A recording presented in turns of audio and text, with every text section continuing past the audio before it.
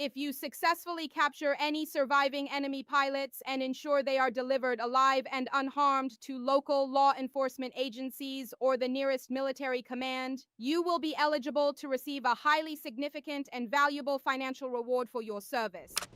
An Iranian news presenter announced a reward to citizens who capture and hand over enemy pilots alive to Iranian authorities after reports of a U.S. fighter jet being shot down over Iran.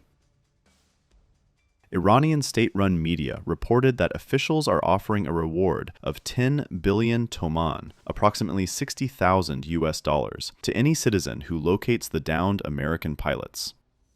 Attention, please. Dear and valued viewers, we kindly ask for your full attention. To all the residents of the Kohgiluyeh and Boyer-Ahmad province, you are truly dear, honourable, and highly respected people. If you successfully capture any surviving enemy pilots and ensure they are delivered alive and unharmed to local law enforcement agencies or the nearest military command, you will be eligible to receive a highly significant and valuable financial reward for your service. 2 U.S. officials told media that a U.S. fighter jet has been shot down over Iran and a search and rescue operation is underway for any survivors in the first such known incident since the war began nearly 5 weeks ago. CBS News, citing 2 U.S. officials, reported that one crew member from a U.S. fighter jet shot down over Iran had been rescued by U.S. forces. The Pentagon and U.S. Central Command did not respond to requests for comment. 2 U.S. sources told media the plane was a 2-seat F-15E and a search was underway. As we have said before, we declare to the American and Zionist enemies, your information about our military capabilities and equipment is incomplete. You know nothing about our vast and strategic capacities. Do not expect that you have destroyed our strategic missile production centers, long-range attack drones, advanced air defense systems, electronic warfare, and our special equipment, because with such an assumption, you will only deepen the quagmire in which you have trapped yourself. The centers you think you have targeted are insignificant, and our strategic military production takes place in locations you have absolutely no knowledge of, and you will never be able to reach them. We'll save you the trouble. Don't bother counting our missiles, drones, and strategic equipment because you will definitely be mistaken and you won't get anywhere. You must pay the price for the aggression you started against our honorable, dear, and Muslim nation. With reliance on Almighty God, this war will continue until you face humiliation, disgrace, and permanent definite regret and surrender. In continuation of the harsh and unimaginable blows and slaps you have received so far, expect even more crushing, severe, and destructive actions from us. And victory is only from Allah, the Almighty, the Wise. Our objectives are very simple and clear. We are systematically dismantling the regime's ability to threaten America or project power outside of their borders.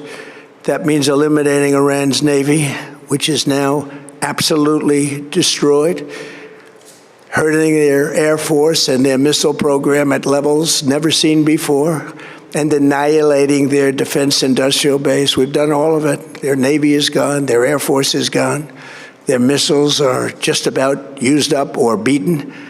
Taken together, these actions will cripple Iran military, crush their ability to support terrorist proxies, and deny them the ability to build a nuclear bomb. Our armed forces have been extraordinary. There's never been anything like it militarily. Everyone is talking about it, and tonight I'm pleased to say that these core strategic objectives are nearing completion. As we celebrate this progress, we think especially of the 13 American warriors who have laid down their lives in this fight to prevent our children from ever having to face a nuclear Iran. Twice this past month, I have traveled to Dover Air Force Base, and it's been something. I wanted to be with those heroes as they return to American soil, and I was with them and their families, their parents, their wives, their husbands. We salute them, and now we must honor them by completing the mission for which they gave their lives, and every single one of the people, their loved ones said, please, sir, please finish the job, every one of them. And we are going to finish the job, and we're going to finish it very fast. We're getting very close. I want to thank our allies in the Middle East, Israel, Saudi Arabia, Qatar, the UAE, Kuwait, and Bahrain. They've been great, and we will not let them get hurt or fail in any way, shape, or form. Many Americans have been concerned to see the recent rise in gasoline prices here at home. This short-term increase has been entirely the result of the Iranian regime launching deranged terror attacks against commercial oil tankers in neighboring countries that have nothing to do with the conflict. This is yet more proof that Iran can never be trusted with nuclear weapons. They will use them, and they will use them quickly.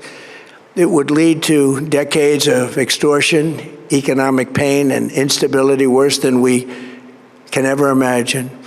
The United States has never been better prepared economically to confront this threat. You all know that. We built the strongest economy in history. We're going through it right now, the strongest in history. In 1 year, we've taken a dead and crippled country. I hate to say that, but we were a dead and crippled country after the last administration and made it the hottest country anywhere in the world by far, with no inflation, record-setting investments coming into the United States, over $18 trillion, and the highest stock market ever, with 53 all-time record highs in just 1 year. It all positioned us to get rid of a cancer that has long simmered. It's known as the nuclear Iran, and they didn't know what was coming. They've never imagined it. Remember, because of our Drill Baby Drill program, America has plenty of gas. We have so much gas. Under my leadership, we are #1 producer of oil and gas on the planet, without even discussing the millions of barrels that we're getting from Venezuela. Because of the Trump administration's policies, we produce more oil and gas than Saudi Arabia and Russia combined. Think of that, Saudi Arabia and Russia combined. And that number will soon be substantially higher than that. There's no country like us anywhere in the world, and we're in great shape for the future. The United States imports almost no oil through the Hormuz Strait and won't be taking any in the future. We don't need it. We haven't needed it, and we don't need it. We've beaten and completely decimated Iran. They are decimated, both militarily and economically and in every other way. And the countries of the world that do receive oil through the Hormuz Strait must take care of that passage. They must cherish it. They must grab it and cherish it. They can do it easily. We will be helpful, but they should take the lead in protecting the oil that they so desperately depend on. So to those countries that can't get fuel, many of which refuse to get involved in the decapitation of Iran, we had to do it ourselves. I have a suggestion. #1, buy oil from the United States of America. We have plenty. We have so much. And #2, build up some delayed courage. Should have done it before. Should have done it with us, as we asked. Go to the Strait and just take it, protect it, use it for yourselves. Iran has been essentially decimated. The hard part is done, so it should be easy. And in any event, when this conflict is over, the Strait will open up naturally. It'll just open up naturally. They're going to want to be able to sell oil because that's all they have to try and rebuild. It will resume the flowing, and the gas prices will rapidly come back down. Stock prices will rapidly go back up. They haven't come down very much, frankly. They came down a little bit, but they've had some very good days over the last couple of days. We've done actually much better than I thought, but we had to take that little journey to Iran to get rid of this horrible threat. With our historic tax cuts, where people are just now talking about receiving larger refunds than they ever thought possible, they are getting so much more money than they thought. That's from the great big beautiful bill. Our economy is strong and improving by the day, and it will soon be roaring back like never before. It will top the levels that it was a month ago. I've made clear from the beginning of Operation Epic Fury that we will continue until our objectives are fully achieved. Thanks to the progress we've made, I can say tonight that we are on track to complete all of America's military objectives shortly, very shortly. We're going to hit them extremely hard over the next 2 to 3 weeks. We're going to bring them back to the Stone Ages where they belong.